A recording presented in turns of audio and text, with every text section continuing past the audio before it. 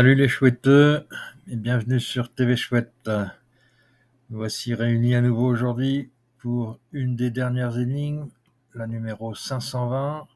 Mais avant, un petit rappel, sinon vous risquez d'être un peu désorienté dans les explications de cette 520, les explications que je vais vous donner. Je vous conseille fortement d'aller voir cette vidéo là, ici, concernant l'assemblage de ces deux dernières énigmes, 650 et 520, pour comprendre plus facilement ce qui va vous être expliqué par la suite dans cette vidéo. Voilà, c'est parti. On attaque. Donc, cette énigme est une énigme qui a eu plusieurs versions. Alors, une première version qui était vraiment beaucoup plus courte que la version que nous connaissons maintenant.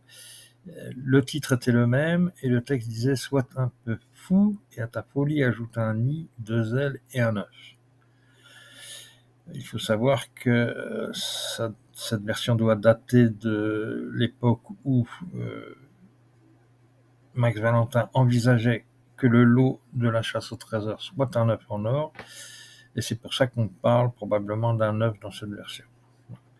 C'est également une préversion de l'époque où il ne devait pas exister de règlement et une ébauche. Avec la version suivante, les choses se précisent. Et donc dans la première, on parlait de fouiller. Là, ici, il va parler de chercher. Donc c'est un peu la même notion, mais surtout, il introduit quelque chose de nouveau. Ici, à droite, à gauche, au milieu, devant la dernière, après la première. Avant de trouver, l'important n'était-il pas de chercher? Alors, ce qui me fait dire que c'est une version beaucoup plus récente et qui doit accompagner la 650, deuxième version, celle où on ne nous parlait plus de prendre son essor. La première, la 650, on disait « prends ton essor, envole-toi nord-nord-est », etc. Vous allez comprendre pourquoi je fais ce parallèle, et que cette version devait déjà accompagner la version de la 650, la deuxième version de la 650. La version finale, celle que nous connaissons, est beaucoup plus littéraire, il y a beaucoup plus de textes, beaucoup plus de lignes, et est complètement différente des trois, enfin semble être complètement différente des deux premières. On va voir quand même qu'il y a un point commun. Je vous la lis. Entre eux, il n'y aurait que deux intervalles s'ils étaient alignés, mais ce serait là un jeu bien trop facile. Maintenant que tu as dénoué tous les fils, le doute est le dernier supplice qui te sera infligé, car c'est la règle de cette partie cruelle. Seul, tu dois où trouver ou porter ta pelle. Montre ton respect à Dame Nature, et avant de t'éloigner, referme sa blessure. Texte que nous connaissons tous. Concernant le visuel et le CDC, il y a eu deux versions. Forcément, il y a eu une version qui concernait l'œuf. Je viens de vous expliquer que c'était à l'origine, le lot devait être un œuf, et on était censé le voir briller au fond d'un trou. Bon, ça a changé. Il a juste demandé le trou, pardon. L'œuf a disparu, c'est normal, c'est devenu une chouette. Bon, il ne parle pas de la chouette là, mais on a gardé le trou entouré d'herbe. Voilà. Le visuel est conforme à ce qui a été demandé dans les instructions. Pas grand chose à dire sur ce visuel. Avant d'attaquer la résolution de cette énigme, pour trouver le petit truc à trouver dont nous parle Michel, je fais un petit rappel sur les deux structures, à mon avis, correspondant à chacun des discours des deux organisateurs. Côté Max Valentin, il nous disait « Nous avons un passage en revue qui commence en 650 et qui se poursuit en 520. » Donc le début du texte de la 520, c'est ce texte qui nous parle de « eux » qui pourrait être aligné et qui, dans ce cas, ne comporterait que deux intervalles. Je vous ai expliqué dans le prélude que, selon moi, après effectivement tout ce texte, était un texte d'introduction pour vous faire comprendre qu'il y avait, en passant par le règlement, qu'il y avait une dernière énigme et que cette énigme était celle où il y avait l'appel, qu'il fallait retourner en 650 pour retraiter cette 650 et trouver le pile-poil. Suivant la version de Michel, il nous a carrément déclaré que tout ceci était de la littérature, qu'il y avait un petit truc à trouver, donc je pense moi que ça concerne la première phrase, et qu'une fois qu'on a ça, effectivement, on peut continuer. C'est là qu'intervient le changement de braquet. Il faut penser autrement, dans un autre monde, avoir de l'imagination, etc. Donc, je vous ai expliqué que ça correspondait au changement de niveau, au second niveau, au changement de braquet. Donc, on va s'intéresser à cette partie-là uniquement maintenant, puisque selon moi, c'est la seule qui est intéressante dans cette énigme.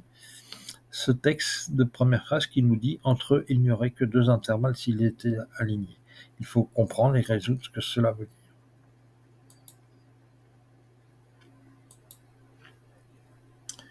Alors, je parle de similitude des versions intermédiaires et finales parce que, pourquoi ? La version finale nous dit ceci, je vous remets le texte ici. Entre eux, il n'y aurait que 2 intervalles s'ils étaient alignés. Ok.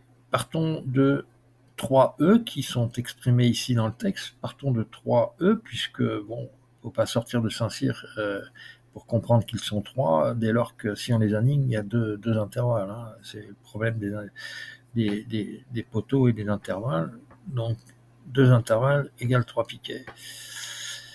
Ces 3E sont possiblement nos sentinelles. Ok, pourquoi pas puisque le nombre 3 a été supprimé aussi dans les versions précédentes de la 650, on pouvait y comprendre que les E étaient les sentinelles et qu'elles étaient 3. On prend 3 E quelconques, on les dispose un peu n'importe comment, ça va faire un triangle. Mais le texte nous dit qu'il n'y aurait que 2 intervalles s'ils étaient alignés. Max nous disait dans les Madis, il faut procéder à un alignement intellectuel. C'est pas question d'aligner les E sur le terrain, mais de les conceptualiser en étant alignés. Bon, faisons-le, alignons 3 E, donc ça nous donne cela. Et puis, effectivement, entre eux, il y a 2 intervalles. Il y en a un ici, un ici. Alors, pourquoi je vous parle de similitude de version ? Parce que nous disait la version précédente ? La version précédente nous disait à gauche, à droite, au milieu. À gauche, à droite, au milieu. Oh dites donc, ça fait la même chose. Bon, ok. Et que nous disait d'autre le texte ? Il nous disait devant la dernière et après la première. C'était quoi ça ? On retrouve nos intervalles. En fait, le problème exposé dans la 500 version finale était exactement le même que celui qui était dans la version intermédiaire. Si à ça, on rajoute que les E, ça peut être la lettre E, et que le E en morse, c'est un point, et qu'un intervalle est un espace plus long, si on le matérialise, concrétise les intervalles par un trait, ça devient cela. Ça nous rappelle quelque chose. Effectivement, ça nous rappelle le morse. Et si on essaye de décoder ça en morse, il y a plusieurs possibilités, bien sûr. La seule qui comporte des lettres correspondant aux points cardinaux, c'est celle qui va nous donner la chaîne ENN. Le point étant un E, le trait-point étant un N, trait-point N. Voilà. Et là, on se dit, mais j'ai déjà vu ça quelque part. Alors, effectivement, si on continue et qu'on se souvient de la première version de la 650, on nous disait envole-toi nord-nord-est. Ah, tiens, NNE. Donc le ENN, là, serait bien la correspondance du NNE du nord-nord-est de l'énigme 650 que l'on croyait avoir disparu dans les versions suivantes. mais en fait, il a été déplacé. Pour moi, il a été déplacé en ce début d'énigme 520 et déplacé et dissimulé sous ce crypto, et qu'il fallait le retrouver ainsi. Donc NNE, c'est un cap, c'est ce secteur de la boussole, nord-nord-est. Entre le nord et l'est, on a le nord-est, et le nord-nord-est, c'est au milieu, entre le nord et le nord-est. Alors laissez-moi vous convaincre de la pertinence de ce décryptage en allant faire un tour du côté du site de maxvalentin.com, qui existe encore, hein, si on y fait un petit saut. Voyez-vous, ça existe encore, je ne vous mens pas. Donc nous avions ce dessin signé Max Valentin. Ici en bas à droite, on voit clairement MV. Que représente ce dessin? Ça représente un hublot de bateau. Nous sommes à l'intérieur du bateau. Et déjà, on constate que ce hublot, non seulement il est rond, mais il est fixé par 8 vis. Et là, on voit une bien en haut, à droite, à gauche et à droite. Et les intermédiaires qu'on peut comparer aux pôles d'une boussole, le nord, le sud, l'ouest, l'est, le nord-est, le nord-ouest, le sud-ouest et le sud-est. Intéressant. Et qu'est-ce qu'on remarque aussi? On remarque 3 petits points noirs là dans le hublot, et on se demande bien ce qu'ils font ici. Ah, ben là, ça nous rappelle, si vous vous souvenez de la slide précédente, les 3 E que nous avions disposés en triangle. Si on fait attention également, on voit ici, là, sur la tôle, qu'il y a un petit graffiti. Alors, que dit ce graffiti? Zoomons voir, il dit « Oh mon cargo, rond, trait, rond, trait, rond ». Ah, tiens, bah alors là, ça rappelle encore plus ce qu'on vient de faire. Et pour le coup, on nous rajoute un point d'exclamation. Et qu'est-ce que c'est qu'un point d'exclamation? C'est un trait et un point.